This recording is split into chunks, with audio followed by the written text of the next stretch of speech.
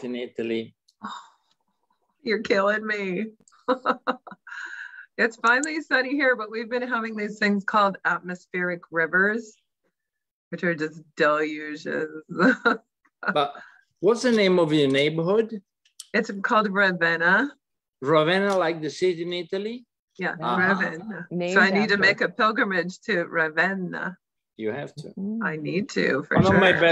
One of my best friend lives in Bellevue. I've been there many times. Oh, yeah. It sounded like you'd been to Seattle quite a bit, and then you were at that original Elliott Bay bookstore down there. He's my friend. He used to be Jeff Bezos' number 2 or 3. He run the whole Amazon international organization for 20 years until a couple of years ago. And we met him a few times. And I brought this friend of mine called Diego Piacentini to Elliott Bay to meet, what was his name, Jeff? The boss. I think she said Jeff. Oh, Rick. Probably Rick Simonson. He's the founder of our readings program. Well, anyway, you should see the discussion between one of these Amazon Top Gun, and the founder of the boss of Elliott Bay talking about the future of books. I should have filmed it. Oh, I'm sure it was Rick. What were they saying? I'm sure and they never met, and they never met before. What did they say? What was the gist of it? Well, the gist is that Diego thought that Amazon was just doing his job, and was for books. The good bookstore would survive, and bad bookstore would fall, basically. But it was not tense, but intense. Yes, oh, yeah, for sure. Oh, I loved it. I'm a journalist. I was watching, and I say, haha. Yeah. Wow. Ciao, Kelly. Oh, I have some of my Paris writers are joining in, and one of them said that she's reading her books in Italian now. So I wish I could. So I think we'll get started today. Thanks everyone for joining us. I'm Karen Maeda-Allman, and I'm one of the event coordinators at the Elliott Bay Book Company in Seattle, Washington. And wherever you're Zooming from, welcome, and thanks so much.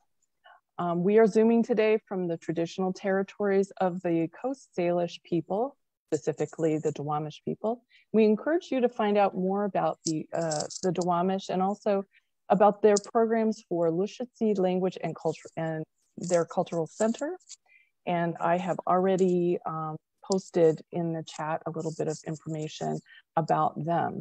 But today we're welcoming back an old friend to Elliott Bay Book Company. We wish it were in person. He's read with us 3 times before, both in the old location and in the new location for each of his books. But Beppe Severgnini is today joining us from his home in Carema. Also joining us today is travel writer Erin Byrne, who makes her home here in Seattle and also in other places around the world. But she's recently moved to the area, and this is her 2nd program with us, and she'll be our moderator.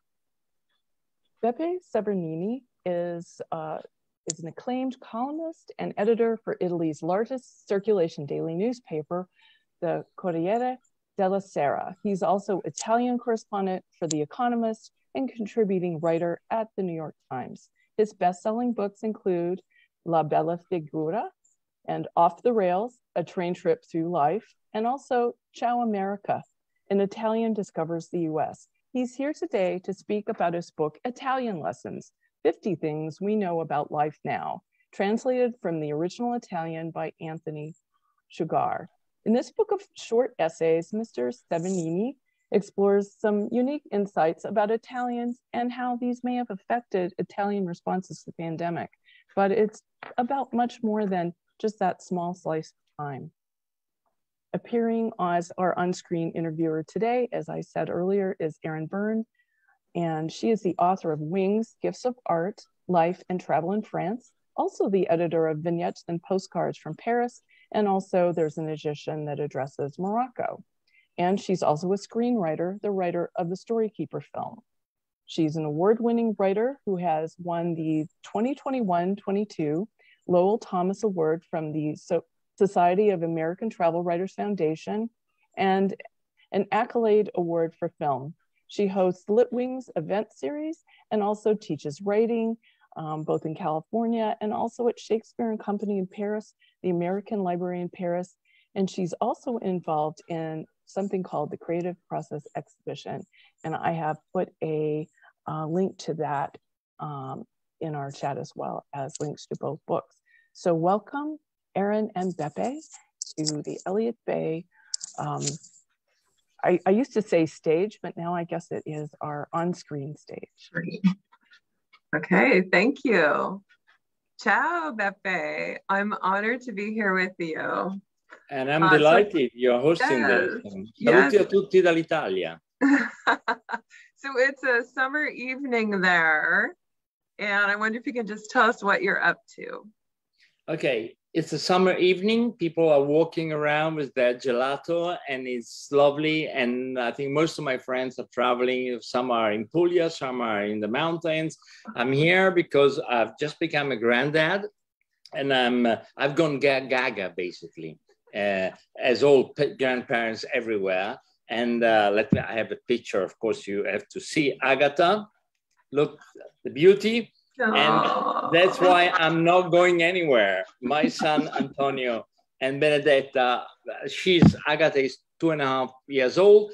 It's too early for her to read my books. I really hope she will one day, but if she won't, I'll love her anyway.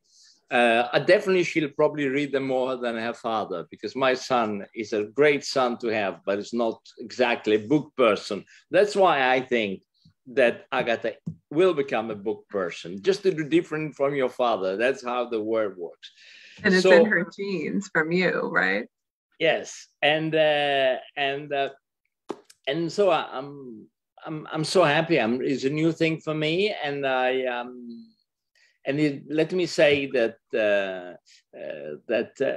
I felt a little awkward. You know, your first grandchild, I didn't know, for instance, when she was crying, what an Italian nonno, granddad, would do. And then I found the perfect way to put her to sleep. And it's reading her the most boring columns from my most boring colleagues. And I'm not joking, I have it here, because you think, oh, this Italian is making things up. No, it's here on the record. And let me show you. I don't share screen, this technological thing. I just put my smartphone near my iPhone near the, okay, here I am. And you can hear me.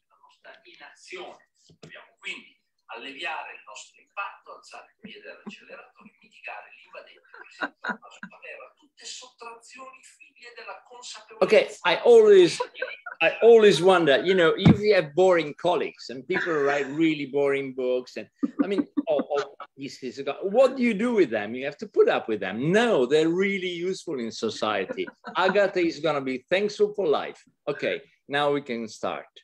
Oh, thank you. A little bit of Italian innovation there. Yes. Well, we are resourceful. You are. The book is here. I've only been to Italy twice, but I rave about Italians all the time.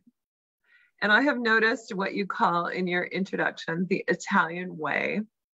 And I also noticed what you write, that Italy is a place that can drive a person into a seething rage or a delighted state of ecstasy. And usually when I'm there, I'm in the state of ecstasy.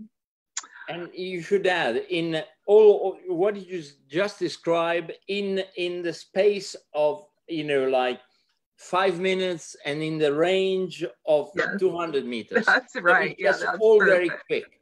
But that's why I wrote a book about Italian lessons. I think that there are things we do really well. I think every nation, sorry to interrupt, Erin, go. Every nation, everyone, the United States, Italy, France, which you know well, Britain, which I know well, Germany, you name it, Russia, which is, well, maybe if you want to touch, I've been living there, traveling there, of course, it's very topical today. Every nation has got something to teach and something to learn. Yeah. I've written endless columns about what Italians and Italy should learn, even from Anglo-Saxon cultures, places like America and the United States. I decided to devote this book about the things we can teach. Yeah. It's 50 things we know about life now, ranging from using boring colleagues to calm your tiny granddaughter, to, of course, I'm joking now, but like how to deal with drinking and That's how true. to marry without drinking too much, Yeah. weapons to touch a very topical and dramatic issue. I mean, the way we deal with firearms in Italy, I think is healthy, and that we don't have a problem, period. It's not there, it's not existent, and so on and so forth. So it's not that I've stopped being a journalist, everything it does, Italy and Italians are right, is right. No, but I decided for once to concentrate on 50 things we are really good at. And the book is fun, I hope. It's very fun. You write Italy's great strength is, you don't say it's the wine, the food, or the history, or the art. You say your great strength is the Italians. Can you tell us more about that? You mean the Italians as people? Yes. Yes, I do agree. I think we are a very interesting bunch. You never get bored. It's like you leave the airport, you come in by car, whatever, anyway you come to Italy. The moment you set foot in Italy, you set foot into a play. Basically, you become an actor in a gigantic play that starts early in the morning and it goes on until late at night. You can be a leading actor, a supporting actor, just doing a cameo, passing by. Who cares? We all do that. We have different parts, but it's like a play, and you feel that you have a role somehow, and you don't feel ignored. You can, because you're pretty, or because you're ugly, because you're tall, because you're small. People won't tell you that. We are a little rougher than that on this issue than the Americans, but we can be polite. But the point is, there are always a reason why people are interested in you, because you are a foreigner, because you are from a different part of Italy, because your job, they like your job, because they dislike your job. I'm a journalist, I know about this, but people want to interact. And the idea of feeling, no one cares about me is unknown in Italy. We all care about everyone. Oh, I love that. That's actually one of the things I said. I rave about Italians all the time. The week before I got invited to do this, I was actually saying that to someone else. I was like, no, they're really interested in you. So this book, Erin, sorry to interrupt again, but you mentioned the lessons, and I'm sure you're gonna, because you're gonna read some, and I'll answer. But just a comment to what you just said. There is one of the lessons. Let's see if I find it, because it's I've written the book, so I should find them. But when you do look for something, obviously. It's one of the reason is because everywhere they see you. In Italy, they look at you. In Italy, they see you. There is a huge difference between looking at someone and seeing someone. Yes. In Italy, people see you. Trust me on that. And we're going to come back to that for sure. That's one of my that was one of my favorite lessons. So for the Elliott Bay book buyers, I read Italian Lessons twice. The first time I read it, I just randomly went through the book and picked lessons. And then the second time I read it straight through. So it was utterly delightful both times, Beppe, and both ways of reading it were really delightful.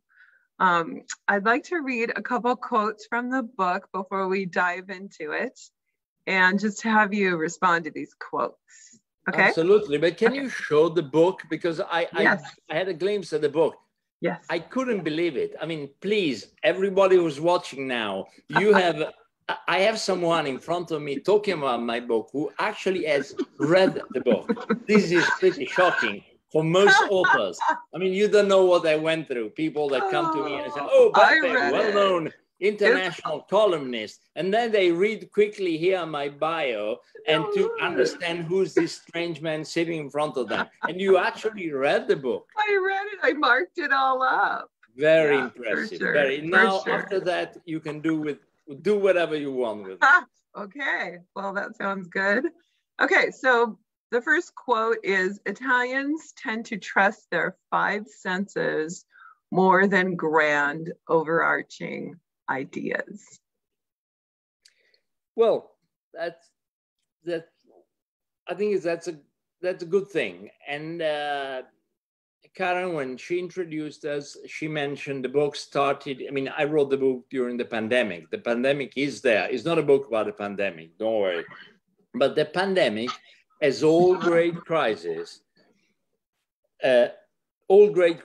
teach you something because they reveal characters, national characters, city characters. I know one of my best friends lives in Seattle. So I know that Seattle reacted different from St. Louis or Miami or whatever to the pandemic. And so individual, families, cities, and nations. And so it was interesting to study Italy through the lens of the pandemic. And I noticed that I'm going back to your questions now, for us, it was really painful because it was a tragedy, because it hit us first. I live in Crema. I'm actually in Crema now.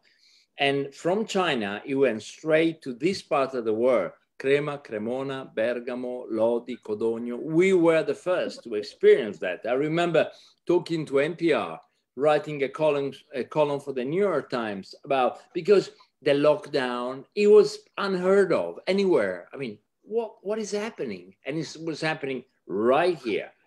And for Italians, now I'll go back to your point, your question. We are, by the way, going to go back. It was painful. It was painful because it was painful, but it was an extra pain because we have to give up those senses. We couldn't embrace people, touch people, meet people, watch people from nearby. You had a mask. So many people were, most people, everyone was hidden behind a mask. So I'm not saying that for the Finnish or the Swedes or the Scots or the pandemic was not painful. It was painful for everyone. But for us, there was an extra pain. Our senses were like censored. Mm-hmm. You know, stop touching, stop hugging, stop watching, stop going so close to people. And it was tough. You know, we're going to come back to that chapter where you bring us into Crema, and then you contrast it with the scene during the pandemic, because I think it's so powerful. And I feel like the pandemic was a lens through which all of us can do this thing that you do in this book so brilliantly, which is self-reflect. And I feel like this book is really a model for the world to learn how to do this. The pandemic taught us things, and I think that we do well to reflect on those things. So I really appreciate that angle in your book. Okay, here's another quote for you. Italians have happiness without pursuing it.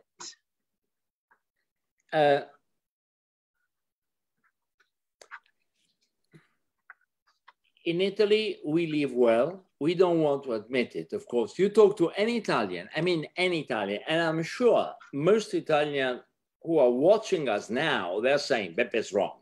This is not working. This drives me crazy. That politician is awful. Often he is or she is. and so on and so forth.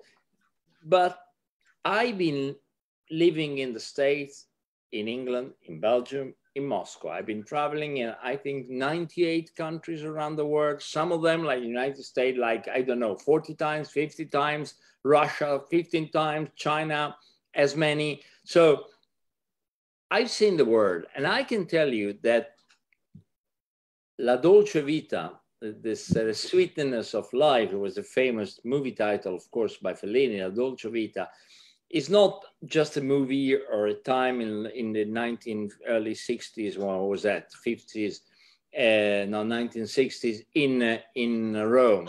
La Dolce Vita is a good description of the incredible ability of the Italians, all of them, to find good things in life, to appreciate relations, family relation, food, wine. And I stress, I mean, having 2 good meals a day, maybe 3, because you also have a coffee in the morning and a cappuccino in mid-morning.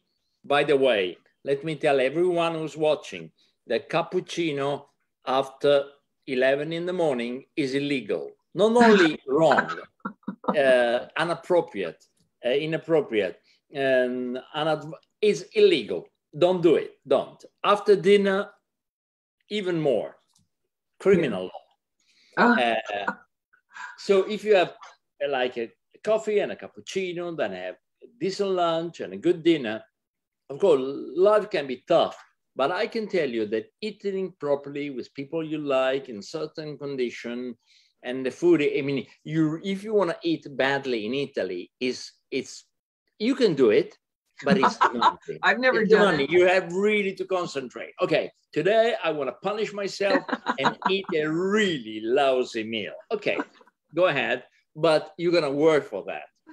So in a country like that, it's not that, red tape is here, politics sometimes, immigration, we're not doing, I mean, we haven't done, the French and the British, I think they're worse off than we are in terms of immigration and dealing with it.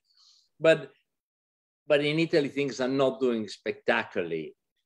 But nonetheless, it was my point. Let's see, what number was that? The 50 reason. It's number 47. Reason why I love Italy and it's great to be Italian, because if nobody is the same, it's hard to feel different. Italy it's not, when I hear the pure, I mean, oh, the pure Italian, you must be joking. Pure Italian is an oxymoron. There is, I mean, I love Italy because everyone came for the last 2,000 years. Invaders came, they conquered Italy, they thought they won. They fell in love, made a few babies, settled, that's it, we won. Oh, that's wonderful. Okay, so how about we dive into your lessons? I picked out some of my favorites. Okay, here we have number 6. Number 6. We mentioned this before. Because the rest of the world looks at you, and Italians see you. And you say that the Italian ability to see people is a real thing. And it is something that I've noticed when I'm there. So maybe you can talk about like when this starts. Like, is Agatha born with this? Does she learn it? Like, how do you learn to see people like that? It's a combination. Probably the origin of it is historical. When we just mentioned this, when you have so many sort of foreign powers coming to Italy, sort of masters, people who run your life, and it happens for centuries in Italy, you have to be really fast, really crafty, and really smart to find ways not to be overwhelmed. Let's put it this way. So Italians have learned to read situation and other people quickly. I think because of historical reason. That's why we see people. We don't only look at them because it was a matter of survival in sort of past century. Now it's different. Now it's, I think from seeing people, there is a joy, it's gratifying. to see people and learn something. Let me say that I've been telling my fellow Italians that nowadays in 21st century, you have to be careful on how you express your appreciation, your interest, and so on and so forth. I mean, you had an amazing photograph by Ruth Erin called An American Girl in Italy. You probably remember that. It was a girl walking in Florence and everybody was like, almost, okay, 1950s, it's not for me to judge, but nowadays you cannot do that. I mean, there are relations that have changed, and the new Italians have learned that you cannot approach a woman the way Italians did for a long time. It was fun to see in movies in 1950 and 90 and Marcello Mastroianni, but nowadays it cannot be done. It's not accepted anymore. And I think the new Italians know that very well. There are a generation that should be taught and learn. Let me tell you a small story. When Fiat bought Chrysler, blah, blah, blah. Anyway, they started building Jeep Renegades in Italy because it was Fiat Chrysler, FCA, Fiat Chrysler automobiles. Oh, yeah. They were building for the first time ever. They were building Jeep Renegade, very popular model, in Italy, southern Italy, in Melfi, in Basilicata, near the hill of Italy. And the Fiat management, they called me out of the blue and they said, Mr. Severgnini, we read your books about Italy, explaining Italy to foreigners and America, to Americans and America to Italians. Why don't you come over and you talk to our workforce about how you deal with these Americans? They're coming over and they're going to be like, no one knows how to do. How do you approach them? And I mean, the thing was so challenging. And I said, okay, let me do it. So I went there one day earlier. I spent the time walking around the plant and asking questions. And the following day, sort of 3 in the afternoon, there was my little podium talking to 800 blue collar workers. In fact, they're all in white, very stylish, but still blue collar. So the actual work they made. And I told them, look, in a few weeks, many Americans, sort of executive, but even workforce technician will be coming over and building cars next to you. And for you never been to America, they've never been to Italy, and they want me, your bosses want me to tell you how do you deal with them.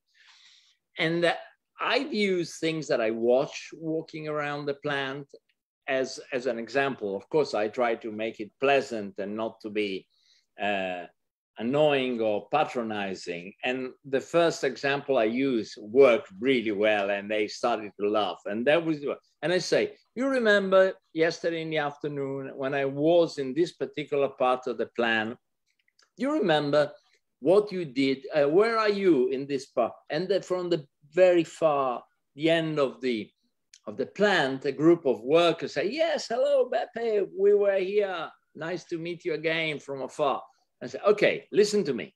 Do you remember what you did and what you say when that colleagues of yours, a young woman, walked in? And silence, say, okay, she was young, she was nice, and she was very attractive. And your comment, and I could see she was your friend. And she answered back, and the whole thing was a big laugh for everyone. When Americans will be coming here, don't do that. Don't, because the girl from Melfi, the girl from Melfi, where the plant is, the girl from Melfi loves, the girl from Memphis sues. You know what? That is one of the things that I said to someone about Italians right before I even saw your book. It was, Italian men, like, they're not seriously gonna come after you, right? Like, you just laugh. enjoy it, right? So yeah, but it's because you are a well-traveled person. You've seen the world, you know. But right.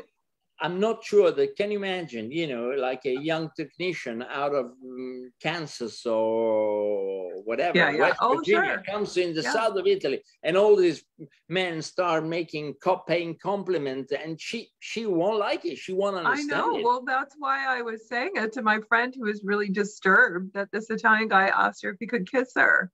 I was like, no, you just, you know, go along with it. But nonetheless, Italians should adapt. If I may, Americans should adapt to a different way. I mean, there is a compromise. Yeah. Sensible compromise can be reached even in this situation. It's wrong to go into another country and culture and to expect that your rules apply to everyone. Absolutely. As a mediator between Italy and America, I did my best to explain, okay, you should give up this, they're gonna give up something, and you can meet in between. You know, we are so learning that. In fact, I looked up the age that America is versus how long Italy has been around. And I think we're about the age that you were in 500 BC. So we have a lot to learn. Unfortunately, I also looked up the history of what was happening then. And the monarchy was being overthrown and the Roman Republic was starting, which I kind of wonder if we're having the opposite of that here, right? Like, is our republic being overthrown and the monarchy is starting with a mad king? No, right? Don't do that. I read, don't do that. Don't do that. I read that we have people, a lot to learn. I have to say that now, seriously, let me be a journalist for a moment. I noticed and I read and I know that what happened on January 6th, 2021 is now being treated very seriously, as it should, because that was disgraceful. And I love America, and America is teaching democracy and is like a beacon of democracy. And what happened is beyond the pale. So it's, to be honest, you should take that seriously. That something like that should not happen ever again. Yeah. Well, I mean, the whole situation with gun violence and this political thing, it's really caused a lot of Americans, not all, unfortunately, to do this thing you do in your book, right? To hold up a mirror and say, who are we? Like your book does, right? Like, so it's a value, and the pandemic, it's like you said. But, go ahead. No, I was thinking that I should have done this earlier on, and to say how lovely it is to be back at Elliott Bay. I was there 3 times. The first time, and I'll tell you why I'm mentioning this just now. The first time was this book, Ciao, America, in 2002. Then I went back in 2006, and that was the book, La Bella Figura, which was a New York Times bestseller, went really well beyond any hope I could have. And then I was in person in a new location with this book. I was coming from Portland, Maine, heading to Portland, Oregon by train. It took me 3 weeks. And the last stop, the one before the last stop, was Seattle. And we had an event with this book. I mentioned the books and Elliott Bay, which is, of course, such a tremendous place that every writer in the world say, oh, I've been to Elliott Bay. It's like a badge of honor. But with this book, I was describing America in the 90s. And I have to say that things have changed a lot. And this book is like, it's love. I'm happy I wrote this, because this describes America in the mid-90s, where you had Republicans, you had Democrats. It was not like Shangri-La. People were quarreling and disagreeing, but they didn't hate each other. and you could feel that. And I was very full of admiration. I'm not Tocqueville. I'm just an Italian writer, but I try to describe my affection, my enthusiasm for a society that was slowly, yeah. And something happened, and it's not for me now, definitely not to discuss what has happened, but it's like 20 years, 2022, now 2002, this book in Seattle, Elliott Bay, and it's like 2 centuries, not 20 years. Oh yeah, you know, I have it in my stack of your books to read, so I'll keep that in mind. I felt like, you know, when I was reading your book, I felt envious because, and as you said, all the Italians are different, but you have an us, right? You have a we, and it seems like we have hopefully temporarily maybe kind of lost that sense of collective, and we can get it back if we just start learning. And I think that's a big gift of your book, is that you examine your culture through all these different lenses and you learn. Like, that's what happens over that long period of time, right? That's what history does. And you're very kind, Erin. I think it's I'm just a writer and a journalist who loves this country and loves other countries, including the United States and Britain, and doesn't hate anyone. I criticize countries and regimes and things, but I don't hate people. I don't work like that. I mean, if you're a writer, you want to write about different cultures and places, and you hate a culture or a place or people, right. Don't do it. It's an utter disaster. Yeah. The starting point, you like someone. But let me say something, that what I've done with this book, trying patiently to build up and write down 50 reasons, 50 things we know about life now, 50 things we could honestly teach the rest of the world, 50 things we Italians are proud of. I could write another book called 50 Things We Should Not Teach the World and we're not proud of, but I don't want to do that. I do that as a journalist even too often. But I think this will be a good exercise for America too. Let's concentrate. Okay, I'm a Republican from Oklahoma. I am a liberal Democrat from Washington State. Okay, we disagree on many things, but let's concentrate for a moment. Let's write down 20 things that we share, we both love. I think it would be a very healthy exercise. Yeah, I really would. Optimist. Well, you know, like you show us in the book by how you do this Italian capacity for observation, which you say blends curiosity, altruism, and impatience. I love that. That's really amazing. Okay, so let's see. How about lesson 36? This was my favorite lesson, because our countryside never looks bored. Because I felt like you brought me into your place and introduced me to your family. So maybe you can just tell us a little bit about the Severgninis and why your countryside never looks bored. Can I read something from the chapter? Yes, please do. Yes. I remember often, and they're called reading, and maybe writers should read more from their own books.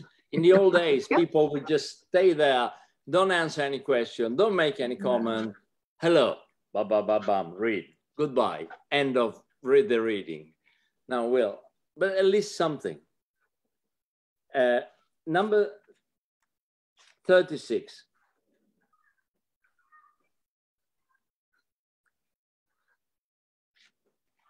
it's called Because Our Countryside Never Looks Bored. And there is a picture of me from 1960 in which I'm sitting at the wheel of a tractor. Nearly all the children in Lombardy have a picture of themselves sitting at the wheel of a tractor. Tractors are the mechanical pachyderms of the Western world. I imagine that in India's Rajasthan, children are photographed sitting on elephants. In the Po Valley, they sit on tractors. That tractor was simply gigantic. Or maybe I was just very small. The tractor was a fixture of the farm owned by my uncle Lazzaro, whom we called Rino, in Ofanengo, just off the main road, not far from Crema. In that photograph, my expression is a mixture of ecstasy, of ecstatic and worried. That high off the ground, when you are 3.5 years old, your emotions tend to be mixed, and so on and so forth. That was my childhood. I grew up, we own land, we care about land. My son, Antonio, Agatha's dad, is a farmer. Also, he runs a lovely restaurant in the countryside on a river lake. Right. But we love the land, we love the green. I mean, my wife always find it very amusing that all the paintings that I like have green in it. I'm a green addict. Long before Greta Thunberg and the environment and the green, I'm not a green washer, I'm a green lover. I mean, green to me is the most attractive color. And it must be something in my genes. We had the Severgnini were farmers for at least 500 years.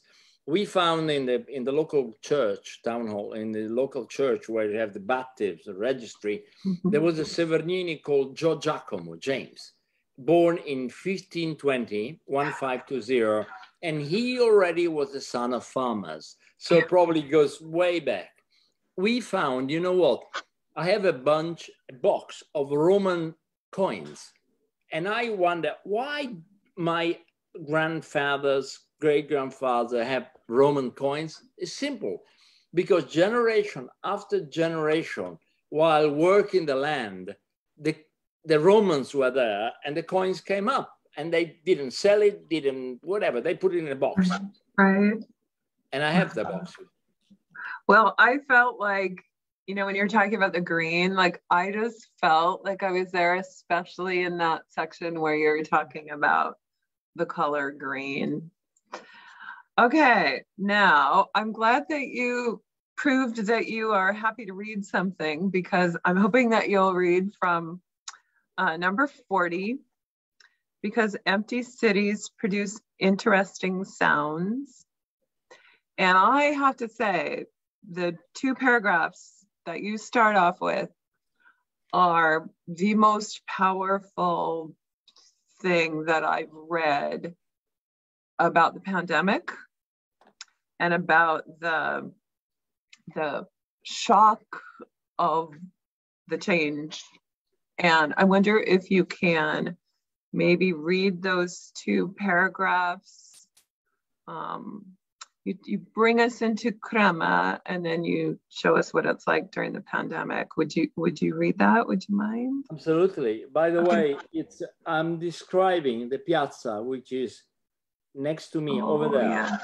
Yeah. I could go out and take a picture and bring it back to you because it's right there. I was sitting there, I was working, and it all started in Crema before anywhere else, in Crema, Cremona, and Lodi, and so on. And the shock was, and I, as I say, I wrote a column. This is not the New York Times column. I rewritten and worked on it, but the shock was there because I had to describe for my foreign readers what we were feeling and a pandemic. Now we all heard about it. Unfortunately, one way or another, we experienced it. But for then, it was totally unknown. It was like a bad movie, like a bad dream, like a nightmare coming. Let me read the first From the windows of my office, here, I can see Crema's Piazza del Duomo. The cathedral is on the right of the square. The portico is on the left. The Torrazzo, the cathedral's bell tower, dead ahead, with its solemn and only approximately and occasionally accurate clock. Looking down at all hours, I see the city going past on foot and on bicycle, grandparents with grandchildren, people carrying groceries in tote bags, farmers in town from the fields, groups of friends, college students, swarms of young boys and girls chattering intensely. A small knot of retirees gathers every morning at the corner of Via Vescovato to catch the first rays of sunshine peeking over the rooftops. In the exceedingly strange spring of 2020, all that disappeared. The young people vanished, and so did the grocery bags. The farmers disappeared. The cafes and shops all shut down. The retirees were absent, though for 2 months the sun still shone unbroken on the cathedral's brickwork. Every so often, a solitary cyclist would emerge from the Torrazzo arch, faced, masked. From above, I couldn't tell if the cyclist was a man or a woman, young or old. Only the pressure of the feet on the pedals and the direction of the gaze offered any clues. The young man stared straight ahead. Everyone else looked down at the porphyry slabs sliding past beneath their tires. That's what it was. The book is fun, I hope, but it's not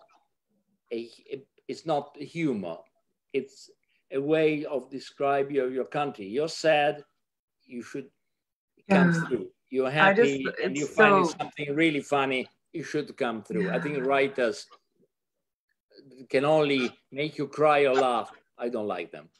Well, this was a pretty strong contrast, and I have to ask, I know we have to get to the questions, but I really want to ask what was it like today? Like, is it back? What? The square? Okay, let me take a picture. I'll show it to you. Yeah, that's a great idea. That would be perfect.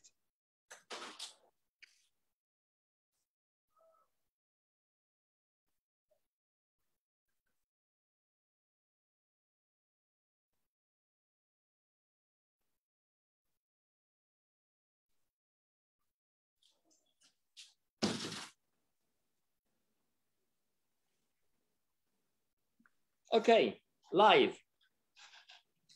How about that? Live, here we are.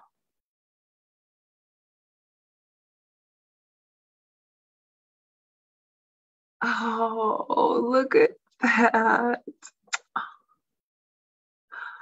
Wow. So it's happy. That means that's a still. Yeah. You can see people walking, sitting, having gelato or anything. This is life in Italy on a summer night, not what we saw back in 2020. That makes me so happy. That's just incredible. Thank you. Okay, so Beppe, I'm pretty sure that people are going to have questions for you. And I don't know if do you want to just, there's Karen. I can read them if you want. Sure, go ahead. Question from Joan King. What is your advice for retaining what is your advice for retaining the Italian mindset around happiness, or even embracing the dolce vita no matter where you live? Well, I know I shouldn't say read my books, but I hope that will help. I think honestly, reading books about Italy, watching Italian movies, going to an Italian restaurant, which is not a fake. It's not, you should make sure that it's a real Italian restaurant. Doesn't matter. Maybe the owners, they don't need to be Italian, but there are Italian restaurants which are a parody of Italian food and wine, created to please the American patrons. Avoid those. But there are lots, even in Seattle, when I met my readers, and I know the names, I don't want to advertise, but I went several times in Seattle, in Bellevue, and elsewhere to Italian restaurants, which are really good. So experience food, watch movies, comes every couple of years, and reading is important, I think. I think if I understood Russia, living there through literature, there are countries where reading can help you a lot because peoples are good at sort of hiding their true feelings or whatever. And Russia and Italy share that. You need some help to read them properly. There are other countries that are more direct, more sort of obvious. Italy is not. So you should learn to look beyond the sort of facade. But most important, if I may, Joan, is the attitude. I mean, there are some Americans who think Italy is heaven and everything that goes on over here is perfect and is wrong. No, but there are others who think that Italy is hell and is devious and is full of traps and also wrong. It's an interesting purgatory. Oh, that's right. Yeah. Kelly Carter. I will say that I know Joan, and she was at the last event I did for Elliott Bay, and we were talking about travel, and I asked people what their favorite places were, and she said Rome. She said Italy. So I did want to ask too, how can you tell that you're in a good and authentic Italian restaurant? Like, what's the tip off for you when you go in? If you're here. Yes, of course. I'm thinking, but there are a few tips. Number one, no, it's called pepper grinder or grinder. I mean, we don't have that in Italy. It's an invention. Either the same with fettuccine Alfredo. So you don't have fettuccine Alfredo and you don't have a pepper, you say grinder? Yeah, okay. grinder. Okay, that's a good start. If they have a pepper grinder and fettuccine Alfredo, be careful, number one. And second is very important is paintings. Paintings around the restaurant. They really should be sort of low quality. I mean, something that the niece of the owner has done. And if you have really stylish paintings, probably the restaurant is not that good. It's the paintings. I mean, I use the paintings. You find an Italian restaurant with really bad paintings, and you're almost certain to eat well. And the other way around. How about that? Whoa, we wouldn't have known that stuff. Can I read Kelly Carter? Yes, and please. Two questions. I'll answer the second one. What is the reaction from Italians when mass shootings in the US, in particular Uvalde, makes news? Incredulity.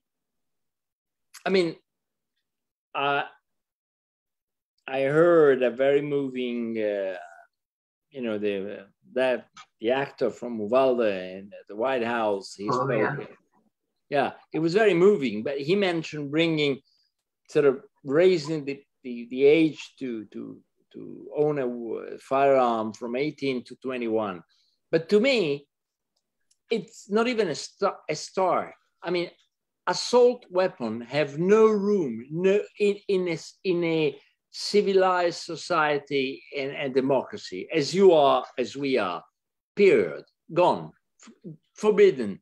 Assault weapon, because if they're around, you don't think that we have people with psychiatric problems who are dangerous for themselves and others? You think we don't have those? Of course we have them. We have them, the French have them, everyone has them. It's in a society, they're sick, basically. But if you have a psychiatric problem and you hate the word because of some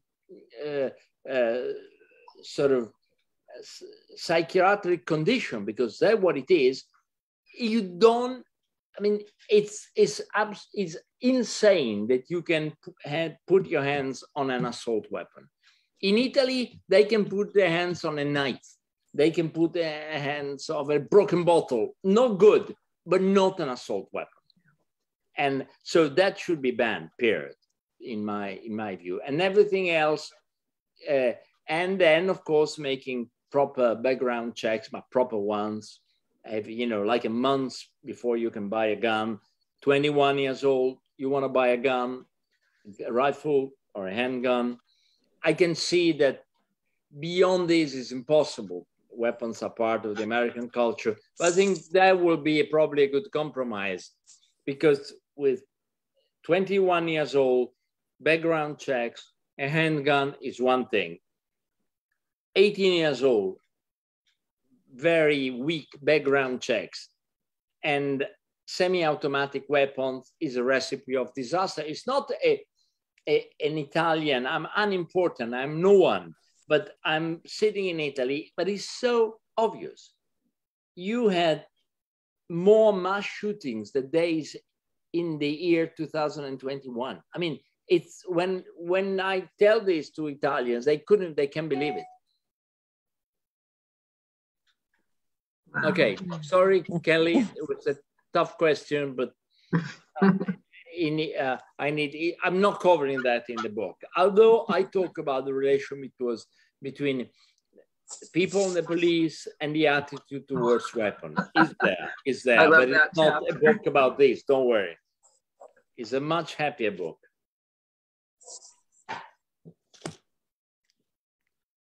Okay, any more?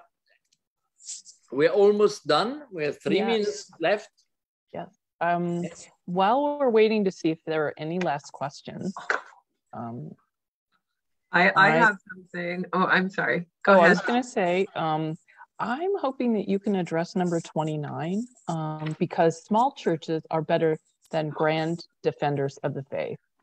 I was really moved, particularly by that chapter. And I love that. Yeah. What is it that you say? You say the big C doesn't get it, like the little C church understands perfectly, right?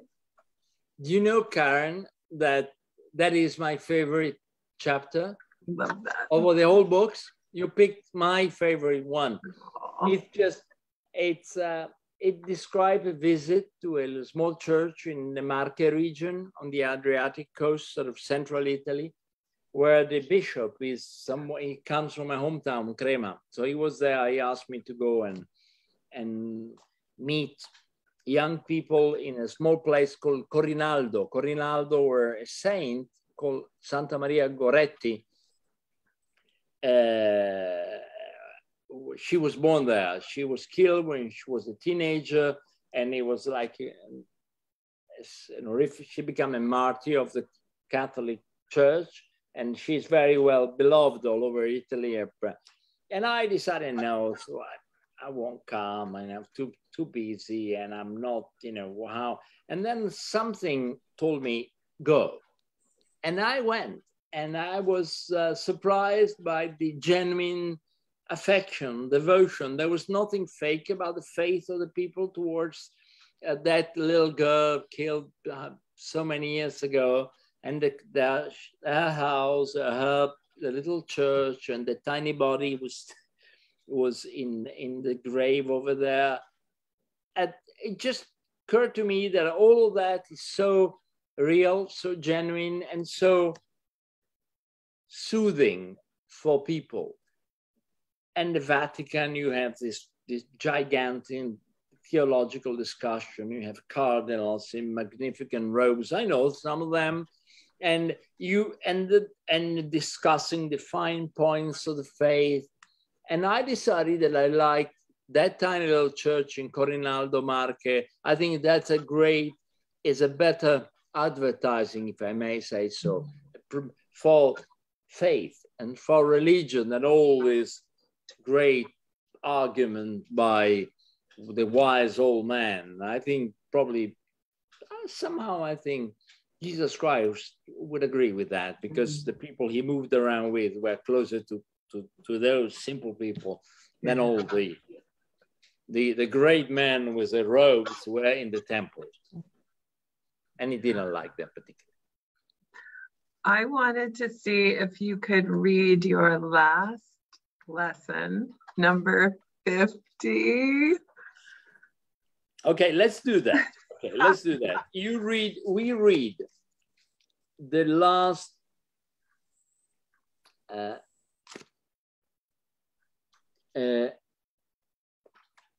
8. I read the even, you read the odd. I start with 44, so I end with 50. Okay, and that's our finale. Okay, perfect. You ready, Erin? Okay, I start with number 44. There are 50 of them. Okay, got it. Number 44, because we've elevated complaining to an art form. I like that. Okay, 45, because we love to baffle those who judge us. 46, because we know that sometimes those who judged us are right.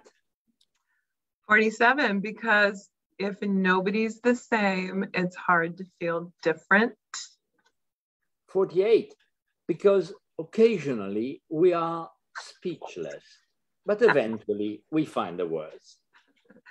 49, because we are what others would love to be, but don't dare.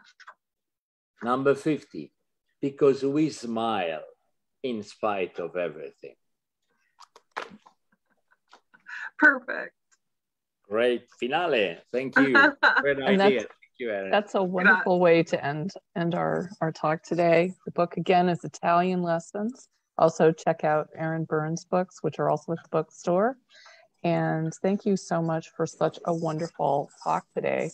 This book has been so popular. I think many of us want to look beyond our own country right now. And so what a delight to have this book to think about and dream about. So thank you both, Beppe Severgnini. Thank you. And it was delightful to be introduced by you, Karen, and having the chance to talk to Erin and being a guest of Elliott Bay Boot Company. And I was a couple of weeks ago, I was Politics and Prose in Washington, D.C. And those two are my favorite bookstores in the world. So thank you. Oh, thank you so much. And we look forward to hosting you again in the future. So yes, more books, right? Yeah. Okay. Thank you so much. And good afternoon. Good evening. Arrivederci. Grazie ancora.